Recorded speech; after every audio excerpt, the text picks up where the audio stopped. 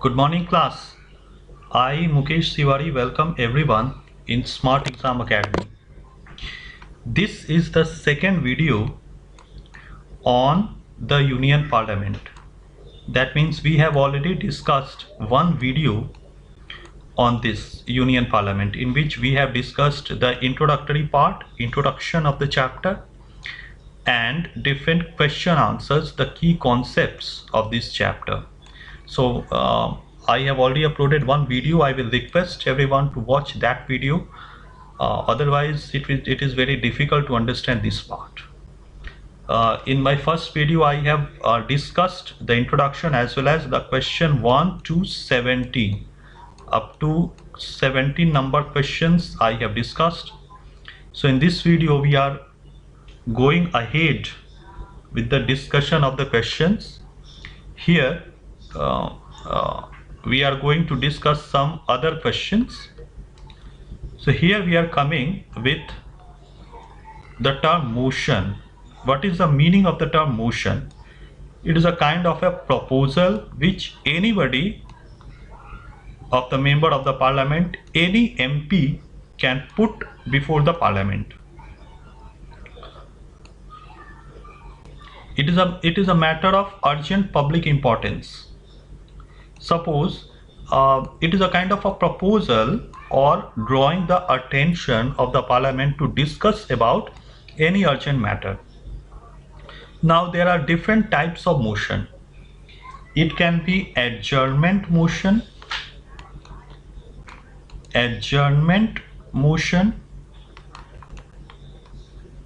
or no confidence motion, or many other types.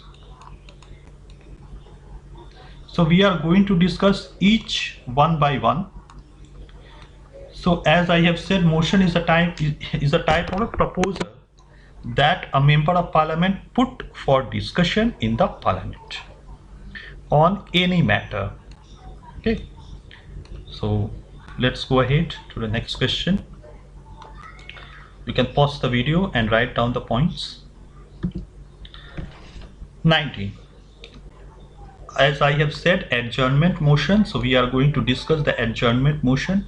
Adjournment motion is mainly put before the parliament by any member on a matter of urgent public importance, on the railway accident, natural disaster or calamity, or any kind of riot, or any kind of death of any important celebrity or personality, any matter.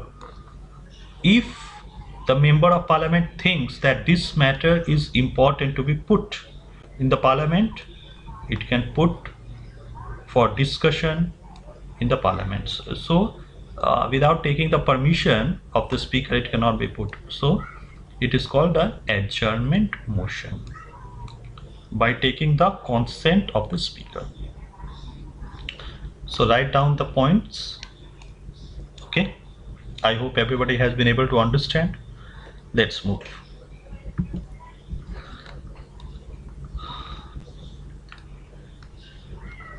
When can the speaker adjourn the session of the house? Now it is another thing. Adjournment motion is different and adjournment done by the speaker is different thing. Adjournment means the business of the house is over. Business of the house is over, and the speaker is calling for the next session, for the next day. After the business of the house is over, when the death of a sitting of ex-member of the house occurs, so it is adjourned. If any death happens, it is the house will be adjourned for the hour or the day. Extreme disorder in the house. If suppose the house is full of the noise, the indisciplined activity, if the indisciplined activity is taking place in the Lok Sabha, or too much noise and discussion is happening, then the speaker forcefully, unwillingly has to adjourn the house for 2 hours, for 3 hours, or for the whole day.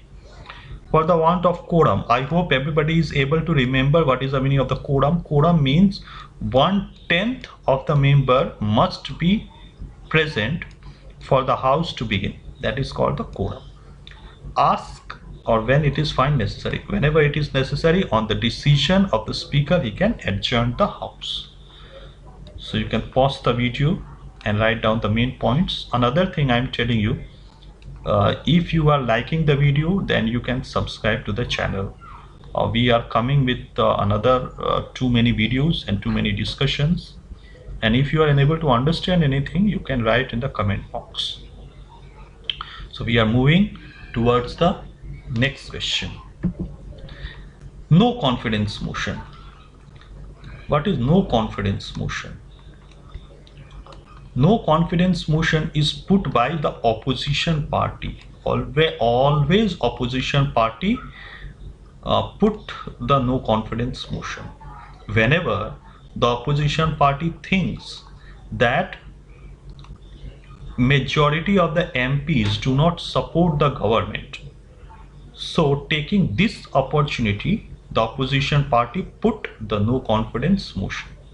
The no confidence motion has to be supported at least by 50 members of the House. Then the no confidence motion would be presented in the House.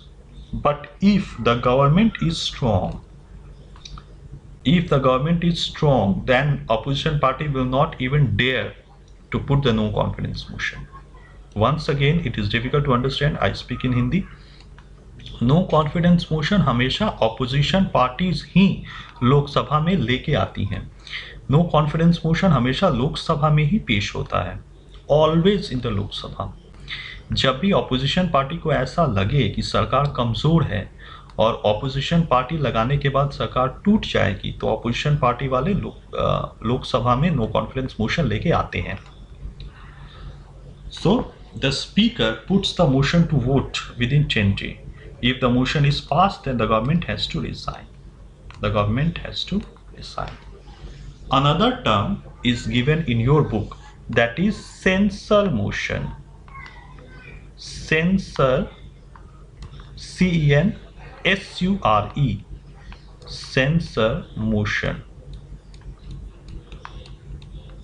Now, what is censure motion? Censure motion is also a kind of disapproval to the government. The opposition party introduces the censure motion in Lok Sabha.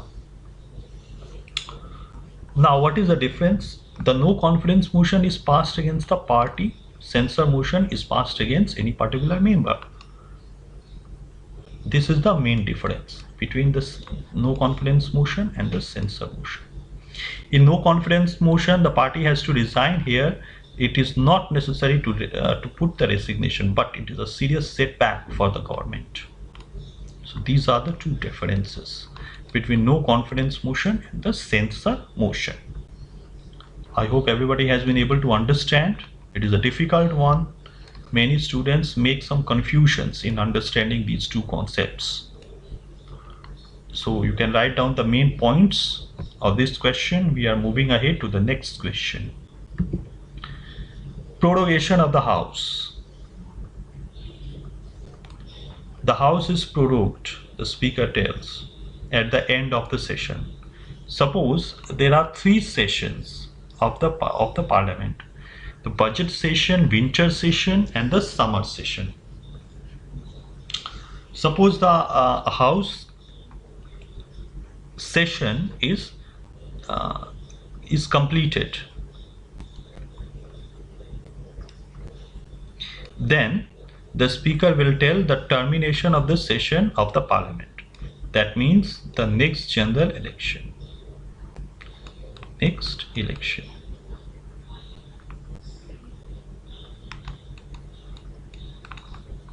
So you can write down. Presiding officer of the Lok Sabha. Speaker is the presiding officer of the Lok Sabha. The Lok Sabha, the chairperson, the speaker is also known as the chairperson. Presiding officer means who presides over, who will address, who will control the business of the house. Who will control the business of the Lok Sabha? The Speaker. The Speaker will control the business of the Lok Sabha. How election of the Speaker of the Lok Sabha happens? So, Speaker of the Lok Sabha is elected among the members of the Lok Sabha itself. The Rajya Sabha do not have any participation. Rajya Sabha do not have any kind of participation in this. Rajya Sabha will not participate in the election of the president. The Lok Sabha members themselves participate in the election of the president. So obviously the speaker is obviously remains a member of the ruling party, because majority of the members belong to the ruling party. So the ruling party select any one member as the speaker, and because the majority party forms the government, majority of the member support their own member. So speaker belongs to the majority party. After becoming the speaker, he has to give resignation from the party. The time of the speaker is 5 years. The speaker can be removed if majority of the members passes a resolution. Deputy speaker takes over. Sorry that you are unable to hear. Takes over the office after his removal or in his absence. Full stop. So write down the pause. You can pause the video and write down the main points of this question. This question is very important one. So many times it has been asked in the board exam. So be cautious about writing the answer. Role and function of the speaker. The function, as I have said, the first function is to preside over the meeting of the House. The speaker interprets the rules of the procedure of the House. His decision is final. Whatever he will decide, that would be final. It cannot be challenged by any member, not even by the Prime Minister. He do not go in confrontation with the speaker. Whatever the speaker decides in the Lok Sabha, that is the final thing. All the bills passed by the House are signed by him. Any bill will not become a law. It will not be passed by the Lok Sabha until and unless the speaker signs it. And the speaker is already bound to sign. We may say it is a customary for the speaker to give assent and sign the bill after it is passed by the members. Regarding the money bill, the speaker will decide a bill is money bill or not, and his decision is final and not challenged by anybody. Speaker decides the admissibility of all the questions and the resolutions. Another thing, no member can speak anything in Lok Sabha without getting the attention of the speaker. Any member cannot tell any question or cannot put any motion or cannot put any kind of question before obtaining the attention of the speaker. It is another function of the speaker. So write down these functions. It is also very important for exam. Moving ahead. Now explain the administrative functions of the Speaker of Lok Sabha. The administrative function. Speaker receives all petition and documents in the House. Obviously he is the chairperson of the House, so he will receive all the petition and documents, communicate the decision of the House to the concerned authority. He is the chief channel of communication of the decisions of the House to different authority. To different authority means to different departments, to different committees. He regulates the admission of the visitors and the press corresponding to all the galleries of the House. He will tell without taking the permission, the press is not allowed to take any kind of recordings. Okay, so let's move. Disciplinary function of the Speaker of Lok Sabha. Under disciplinary function, the chief function of the Speaker is to maintain the discipline and the decorum in the House. the speaker is responsible for any kind of disorder happening in the house. So the speaker has to maintain the discipline, and he has to ensure that the business of the house is going on without any kind of disturbance. He has the full right, the speaker has the full right to delete any kind of recording. You know, everything, whatever the MPs are telling, member of parliament are telling, everything is being recorded. So if any kind of unparliamentary words, that means any kind of bad words, if they use, it can be deleted by the speaker.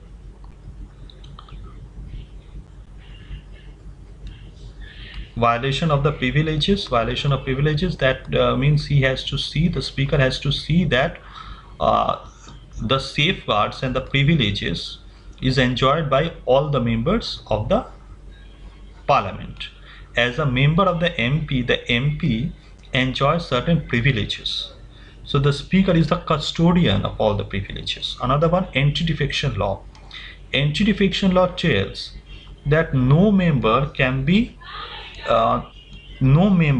join any another party immediately after the election is over.